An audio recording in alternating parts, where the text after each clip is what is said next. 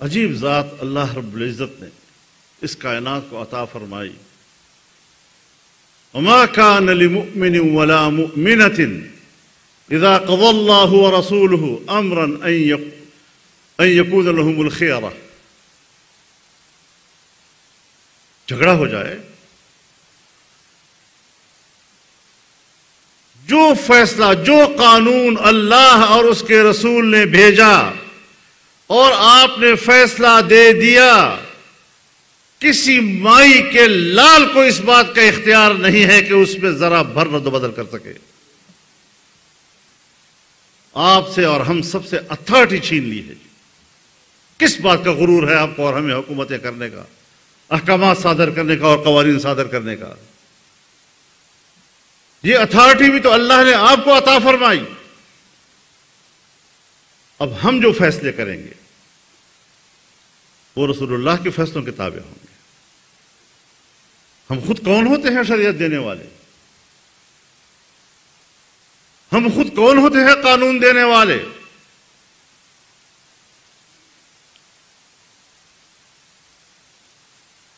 اور میرے نزدیک قرآن و حدیث کے ایک طالب علم کی حیثیت سے رسول اللہ صلی اللہ علیہ وسلم کے مقام اور آپ کی عظیم منصب اور مسند کے حوالے سے جو مستحکم آیت میرے نزدیک ہے، جس میں اللہ رب العزت نے فرمایا وَإِذْ أَخَذَ اللَّهُ مِيثَاقَ النَّبِيِّينَ لَمَا آتَيْتُكُم مِّن كِتَابٍ وَحِكْمَةٍ ثُمَّ جَاءَكُمْ رَسُولٌ مُصَدِّقٌ لِمَا مَعَكُمْ لَتُؤْمِنُنَّ بِهِ وَلَتَنصُرُنَّهُ قَالَ أَأَقْرَرْتُمْ وَأَخَذْتُمْ عَلَى ذَلِكُمْ إِصْرِي قَالُوا أَقْرَرْنَا قال فاشهدوا انی معکم من الشاہدین.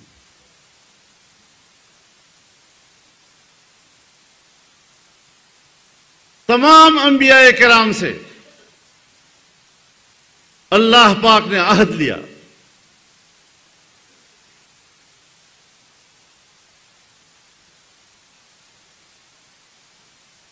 کہ میں نے آپ کو کتاب اور علم عطا کیا ہے، اور جو دین و شریعت میں نے تم کو عطا کیا، ایک پیغمبر آنے والا ہے جو آپ کی اس کتاب اور علم اور حکمت کی تصدیق کرے گا.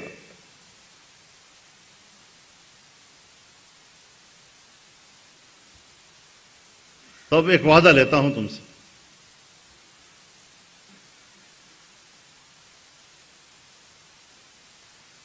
تم انبیاء کرام سارے وعدہ کرو میرے ساتھ، اور پھر یہ وعدہ اپنی امتوں سے لو کہ اگر آپ کو رسول اللہ صلی اللہ علیہ وسلم کا زمانہ ملے یا آپ کی امتوں کو رسول اللہ صلی اللہ علیہ وسلم کا زمانہ ملے، وعدہ کرو لَتُؤْمِنُنَّ بِهِ، ان پر ضرور ایمان لاؤ گے تم، وَلَتَنصُرُنَّهُ، اور ضرور ان کی مدد کرو گے. ایمان کے ساتھ نصرت کی بات بھی کی کہ انبیاء کرام پر سب سے زیادہ آزمائشیں آتی ہیں. ان الانبیاء اشد بلاء ثم الامثل فالامثل. اور جتنا مقام نبوت میں جناب رسول اللہ صلی اللہ علیہ وسلم کا بلند تھا، اتنی ہی آزمائشیں آپ پر آنی تھی. تو یہ عہد بھی لے لیا کہ صرف ایمان لانا نہیں، ان کی مدد بھی کرنی ہے. اور اگر آپ کو وہ زمانہ نہیں ملا تو آپ کی امتوں کو اگر وہ زمانہ ملا تو اپنی امتوں سے بھی عہد لے لو کہ رسول اللہ صلی اللہ علیہ وسلم پر ایمان بھی لائیں گے اور اس کی اطاعت بھی کریں گے اور ان کی مدد بھی کریں گے.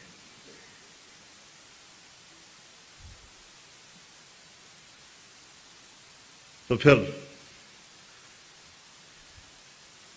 جب آدم علیہ السلام تک تمام انبیاء سے کہا گیا کہ وعدہ کرو کہ تم میں رسول اللہ صلی اللہ علیہ وسلم پر ایمان لانا ہے، اور انہوں نے وعدہ کیا۔ اب آدم علیہ السلام تک انسانیت، پیچھے جاؤ، قیامت تک کی انسانیت، آگے جاؤ، تو اب بتاؤ سید الاولین اور سید الآخرین ہوئے یا نہیں؟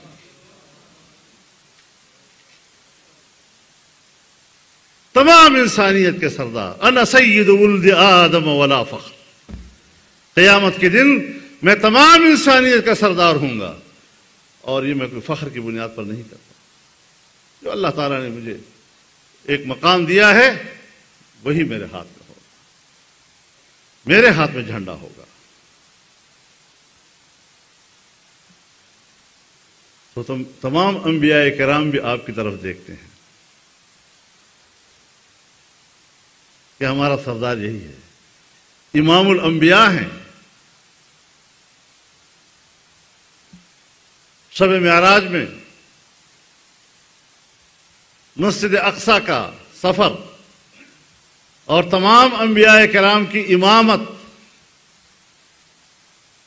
تو انبیاء بھی آپ کے مقتدی بن گئے اور پھر ان کے امتی بھی بالواسطہ آپ کے مقتدی بن گئے۔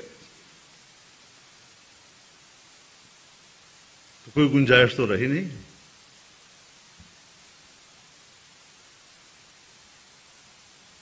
ایک شخص نے پوچھا کسی سے، مولوی صاحب سے،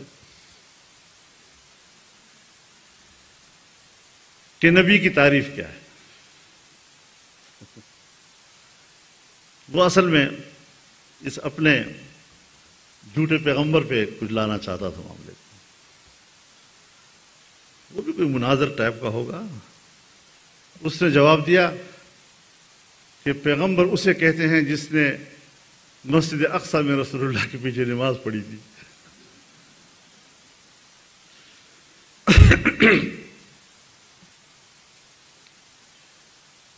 وہی ہوگا نا، اس کے بعد تو گنجائش نہ رہی نا، تو گنجائش ہی نہیں رہی نا۔ تو آپ کی ختم نبوت کی بھی یہی دلیل ہے نا، اس کے بعد تو پیغمبر کا تصور ختم ہو جاتا ہے۔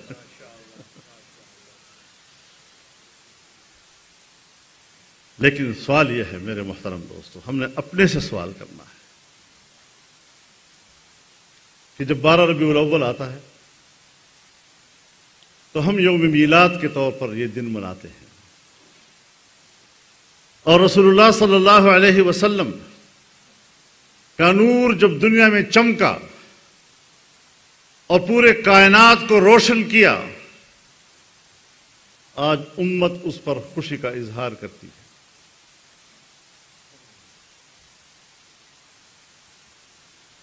اس اعتبار سے تو رسول اللہ ہماری محبت کے مستحق ہیں، ان کے بغیر ہم جائیں گے کدھر؟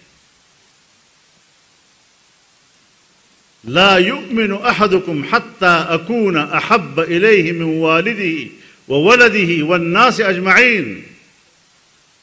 تم میں سے کوئی شخص اس وقت تک مومن نہیں ہے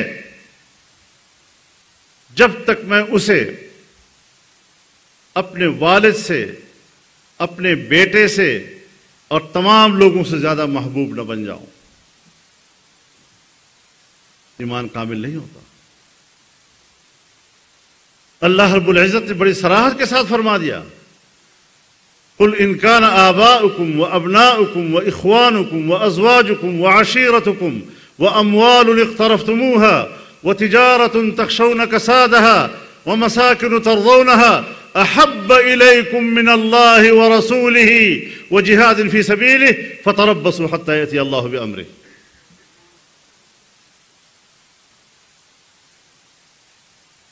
انسان کا تعلق دنیا میں جن چیزوں سے ہے وہ سب گن کر بتا دیے۔ خونی رشتہ ہے، باپ دادا کی محبت،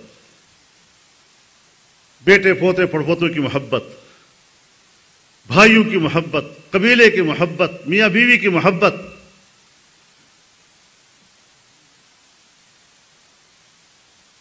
وہ مال جو تم نے بڑی محنت سے کمایا ہے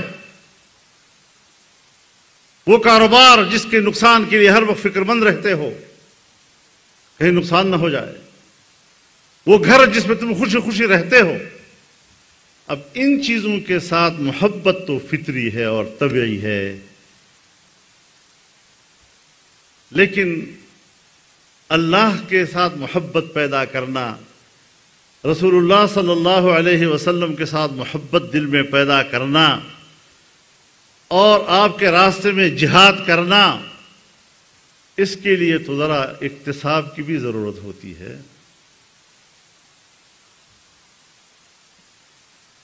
اب آپ اندازہ لگائیں، اس کے باوجود فرماتے ہیں فتربصوا، پھر انتظار کرو حتی یأتی اللہ بامرہ، کہ خدا کا عذاب تمہارے اوپر آ جائے. اب ایک چیز خلقتاً ہے، تخلیقی ہے، طبیعی ہے، فطری ہے، اس پہ کسی تکلیف اور کلفت اور اکتساب کی ضرورت نہیں ہے. اور دوسری چیز جو ہے اس میں ذرا اکتساب ہے، محنت کرنی پڑتی ہے. اور وہاں پر بھی اللہ تعالیٰ فرماتے ہیں کہ ہمت کرو، محنت کرو، تعلق بناؤ، اتنا بناؤ، اتنا بناؤ، اتنا بناؤ کہ ماں باپ بھی کچھ نہ رہ جائیں، برادری بھی کچھ نہ رہ جائے، مال اور تجارت بھی کچھ نہ رہ جائے، یہ تمہارے گھر اور بنگلے بھی کچھ نہ رہ جائیں. اور اگر یہ اللہ اور اس کے رسول اور اللہ کے راستے میں جہاد سے بڑھ گئے تو پھر خدا کے عذاب کا انتظار کرو.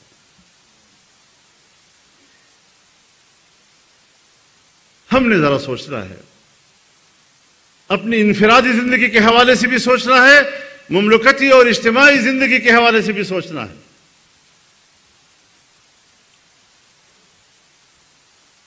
کہ میلاد پر تو ہم خوشی منائیں، ایک امتی ہونے کا اظہار کریں، لیکن سیرت کے حوالے سے جہاں آپ واجب الاتباع ہیں وہاں ہمارا کردار کیا ہے؟ سارا سال تو ہم نے دین کی طرف دیکھا نہیں، آپ کی اتباع کی طرف دیکھا نہیں، اور اللہ تعالیٰ نے تو اپنی ساتھ محبت کو بھی آپ کی اتباع کے ساتھ وابستہ کر لیا.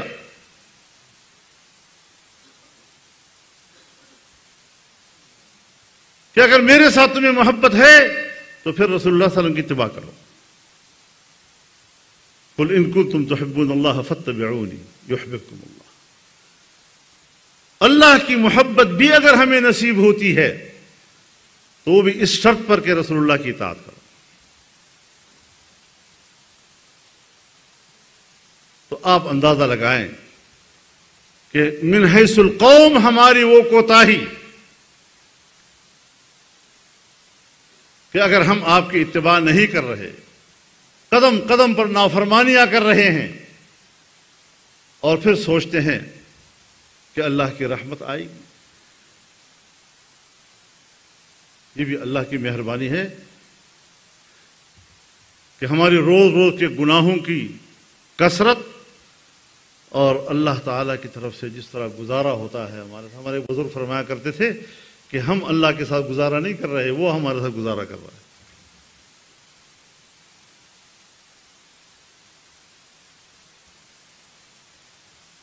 جہاں پر اللہ کا دین ہوگا، یاد رکھیں دین اسلام کی ایک خصوصیت ہے جو کسی دوسری دنیا کے قوانین میں نہیں. تمام دنیا میں چلے جائیں، ان کی مملکتی اور قومی زندگی کا آغاز قانون سے ہوتا ہے. کوئی تنازع کھڑا ہو جائے فوری طور پر جاؤ عدالت میں، قانون کا سہارا لو. لیکن دین اسلام جس کی ابتدا اور آغاز اخلاقیات سے ہوتا ہے، پہلا دائرہ اخلاق کا ہے. اخلاقی رویوں کے ساتھ ایک دوسرے سے نباہ کرو. الصلح خیر، صلح کر لو، کوئی بات نہیں، معاملات کو آپس میں طے کر لو. آپ نے کسی کو قرض دے دیا، مہینے کے بعد واپس کرنا ہے، اس نے مہینے کے بعد واپس نہیں کیا، آپ نے مطالبہ کیا، وہ کہتا ہے میرے پاس ادا کرنے کے لیے ابھی کچھ نہیں، تو اللہ فرماتے ہیں فَنَظِرَةٌ إِلَىٰ مَيْسَرَةٍ، مہلت دے دو، کوئی بات نہیں، جب تک اس میں آسانی آ جائے گی تب ادا کر لے گا۔ اخلاق سے شروع ہو۔ اب اگر وہ نہیں ادا کرتا، اس کے باوجود بھی نہیں ادا کرتا، تو قرض دینے والے کو کہتا ہے کہ معاف کر دو، چھوڑ دو۔ اب جب ایک مہلت نہیں دے رہا اور دوسرا ادا نہیں کر رہا، تو پھر اس کے بعد قانون کا دائرہ شروع ہو جاتا ہے، پھر عدالت پہ جانا پڑے گا، آپ کو ثابت کرنا پڑے گا کہ میرا حق ہے، اور ریاست وہ حق آپ کو لے کر دے گی۔ پھر کیا ایسا نظام دنیا میں کہیں ہے؟ اور رسول اللہ صلی اللہ علیہ وسلم نے فرمایا کہ قیامت کے روز میزان اس کا بھاری ہوگا جس کے اخلاق حسنہ زیادہ ہوں گے۔ وہ دین جو اپنی انفرادی اور اجتماعی اور مملکتی اور معاشرتی اور معاشی زندگی کا آغاز ہی اخلاقیات سے کرتا ہو، اس سے بڑھ کر اس کا امتیاز اور کیا ہو سکتا ہے؟ اگر چہرہ بگاڑا ہے، ہم نے بگاڑا ہے۔ اپنی ذات پر بھی انسان غور کر لے، اپنے گھر پر بھی انسان خود غور کر لے، خود احتسابی کرے، پتہ چل جائے گا کہ قصور میری طرف سے ہے۔ مملکتی سطح پہ آ جائیں، 75 سال ہمارے گزر گئے اسلام کے نام پر بنے ہوئے ملک میں، آج بھی ہم شریعت کی پیاس کیوں محسوس کر رہے ہیں؟ وہ تشنگی کیوں ہے؟ آخر وہ تشنگی ختم کیوں نہیں ہو رہی ہے؟ کچھ تو وجہ ہے نا۔ ایک آدمی کہتا ہے میں پیاسا ہوں، تو پیاسا ہوگا تو اس کا کرم نظر آئے گا نا۔ مستی سے تو کوئی نہیں کہتا کہ میں پیٹ بھرا ہوا ہے اور میں پانی مانگتا ہوں، تو پیاس ہوگا تو اس کی بنیاد پر وہ کرم کا اظہار کرے گا۔ اگر آج پاکستان کے اندر عام مسلمان، دینی طبقہ، مذہبی لوگ اس حوالے سے تشنگی کا اظہار کر رہے ہیں اور کرب کا اظہار کر رہے ہیں، تو کچھ تو ہے نا جو نہیں ملا ہے، ہمیں نہیں مل رہا ابھی تک۔ تو ہمیں سوچنا چاہیے کہ اگر مملکتی طور پر ہمارا کردار یہ ہے تو کیا ہمیں سیرت النبی کی بنیاد پر جلسے کرنے کا حق حاصل ہے؟ کیا نسبت ہم قائم کر رہے ہیں؟ زبانی تعلق تو منافقین بھی اظہار کرتے تھے، وہ بھی کہتے تھے ہم کلمہ پڑھتے ہیں، مسجد میں بھی چلے جاتے تھے، ٹکرے مار لیتے تھے، لیکن اسلام کی حقیقت آ جائے، اور اسلام کی حقیقت مشکل بھی نہیں ہے بھائیو، مشکل بھی نہیں ہے۔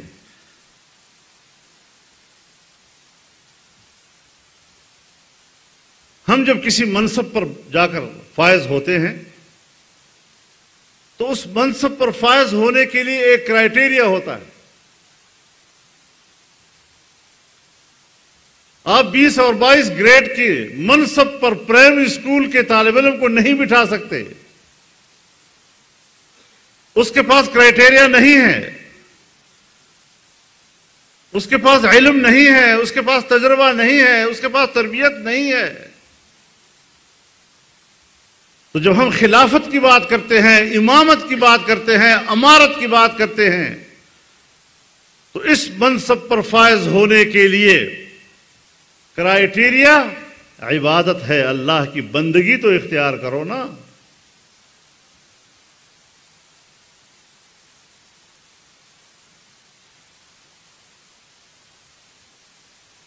اور عبدیت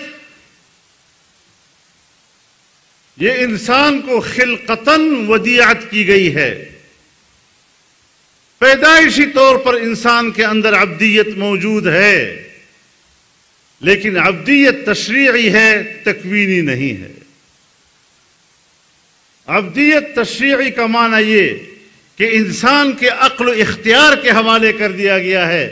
آپ چاہیں تو ایمان لائیں، آپ چاہیں تو ایمان نہ لائیں.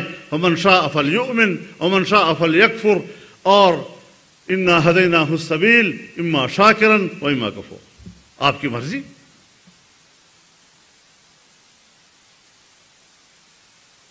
تو پھر جا کر ہم اقتدار کے مستحق بن جاتے ہیں. کیا ہمارے اندر وہ عبدیت ہے؟ کم از کم ہم 5 وقت کی نماز پڑھتے ہیں، فرائض ادا کرتے ہیں ہم لوگ.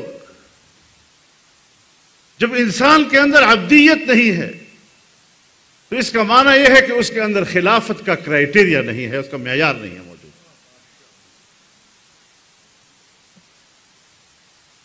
تو جب سوالات اٹھتے ہیں دنیا میں تو ہم کہتے ہیں یہ انتہا پسند ہے، یہ تو شدت پسند ہے. کوئی شدت پسندی نہیں ہے، اسلام کا اصول ہے کچھ.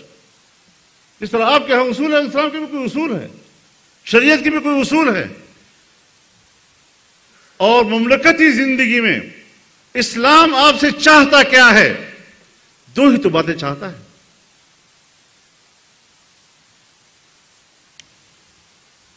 ایک امن اور ایک معیشت. امن 3 حروف کا چھوٹا لفظ ہے، لیکن یہ چھوٹا سا لفظ 3 حروف کا یہ محیط ہے تمام تر انسانی حقوق. اور تمام انسانی حقوق کا تعلق 3 چیزوں کے ساتھ ہے: انسان کی جان، انسان کا مال، انسان کی عزت و آبرو. تمام قوانین دنیا میں اسی 3 چیزوں کے لیے بنتے ہیں: حق دینا اور حق کی تلافی کرنا. اگر کوئی حق چھینے تو تلافی کیسی ہوگی، اس کے لیے نظام بنتا ہے. اور دوسری چیز ہے خوشحال معیشت. حضرت ابراہیم علیہ السلام کو جب منصب امامت عطا کیا گیا اس کے لیے بھی تو آپ نے، اللہ نے اس کا انٹرویو کیا نا. وَإِذِ ابْتَلَىٰ إِبْرَاهِيمَ رَبُّهُ بِكَلِمَاتٍ فَأَتَمَّهُنَّ، اس میں کامیاب ہوئے. قَالَ إِنِّي جَاعِلُكَ لِلنَّاسِ إِمَامًا، اب میں تمہیں امام بنانے والا. اب وہ شخصیت جو ساری زندگی شرک کے خلاف لڑتا رہا، توحید کا درس دیتا رہا، رب اور بندے کے درمیان تعلق قائم کرتا رہا، اس کے لیے آگ میں جھونک دیا گیا. کیا کیا آزمائشیں آپ پر آئیں، لیکن جو ہی آپ کو منصب امامت عطا کیا گیا اب آپ کی ترجیح بدل گئی. اب ترجیح یہ: وَإِذْ قَالَ إِبْرَاهِيمُ رَبِّ اجْعَلْ هَٰذَا بَلَدًا آمِنًا وَارْزُقْ أَهْلَهُ مِنَ الثَّمَرَاتِ مَنْ آمَنَ مِنْهُمْ بِاللَّهِ وَالْيَوْمِ الْآخِرِ. اب آپ ایک امن کی دعا کر رہے ہیں کہ شہر کو امن کا شہر بنا دیں، اور اس شہر والوں کو پھل فروٹ عطا فرما، خوشحال معیشت عطا فرما. لیکن آپ نے ایمان والوں کے لیے مانگا. من آمن منہم باللہ والیوم الآخر. اللہ تعالیٰ نے ضابطہ دے دیا کہ نہیں، ایک دنیاوی زندگی ہے، ایک اخروی زندگی ہے. دنیاوی زندگی میں قال ومن کفر فامتعہ قلیلا، دنیاوی زندگی میں تو میں جو کفر کرے گا اس کو بھی دوں گا.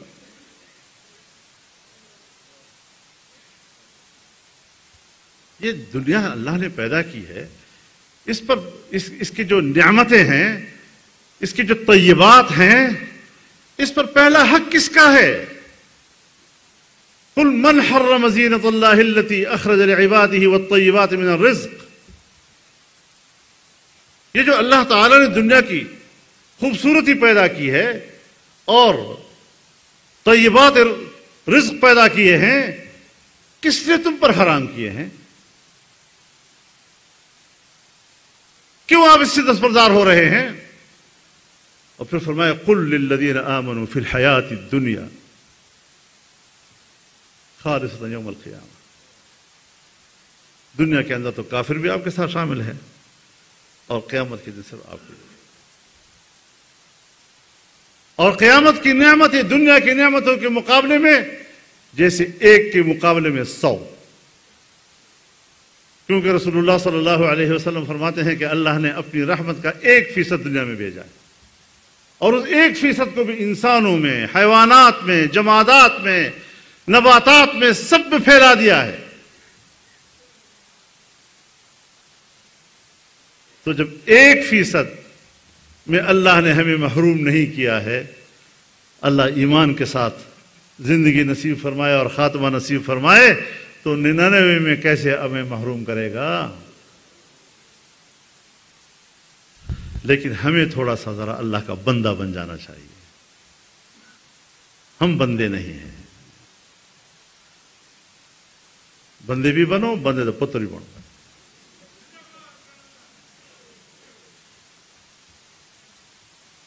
تب جا کر اللہ آپ کی طرف متوجہ ہو۔